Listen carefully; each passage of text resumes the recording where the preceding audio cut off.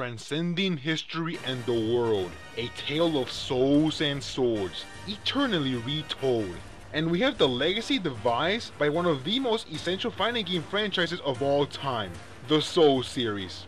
Fighters across various continents and timelines intersect in the same coordinate point in the Edge and Calibur axis to grant players with a 3D weapon-based fighting game of Herculean proportions. 16th century Japan, Ottoman Empire Greece, and even the mystical Hyrule and a galaxy far, far away partake in the Colosseum. And since the combatants are heavily based off historical timelines, it is to no one's surprise that a number of them show inspiration from historical figures and mythos. One of these is the undead Spanish pirate who haunted the seven seas, Cervantes. This callous megalomaniac man, whose life is synchronized with the Soul Ledge, currently stands as one of the most recognizable characters from the Soul series. A pirate hat, dual blades, and extremely powerful attacks stand as his trademarks. But that is not all that's distinctive from Cervantes. What are these other blueprints behind his design and development? By using the knowledge that is scattered widespread around different documents all over the internet,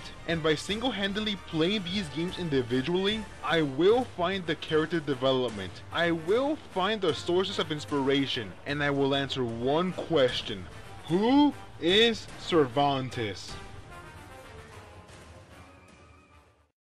So I feel that the best place to start is with his name, which in full is actually Cervantes de León. His first name comes from the 16th century Spanish writer Miguel de Cervantes Saavedra, who was most known for his novel Don Quixote, a book which tells the adventures of a nameless hidalgo who reads so many chivalric romances that he loses his sanity and decides to set out to revive chivalry, undo wrongs, and bring justice to the world. Pretty ironic since Cervantes just wants to amplify his own ego.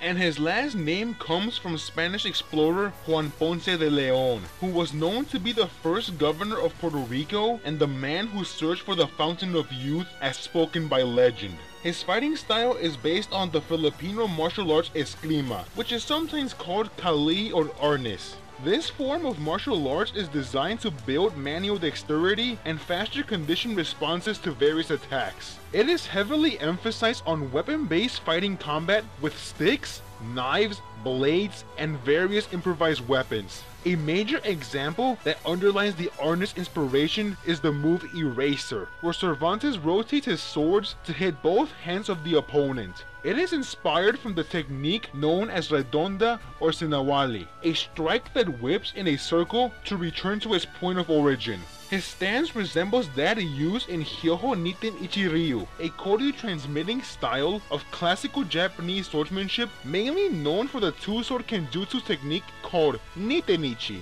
or Nitoichi. Additionally, the kicks he uses to spice up his arsenal are taken straight out of Savate, a traditional French martial arts which combines elements of Western boxing and graceful kicking techniques. An example of this would be one of his kicks being the Fuerte whip kick. And of course, what is a Soul Calibur character without weapons? And Cervantes wields dual swords. In fact, some of his alternate weapons are named after the rivers of the underworld in Greek mythology. The Styx, Argerin, Lethe, Cocytus, and Plegathon. Soul Calibur is full of colorful and memorable characters, but just the sheer amount of influence from history, martial arts, and mythology found within the blueprints of Cervantes is amazing.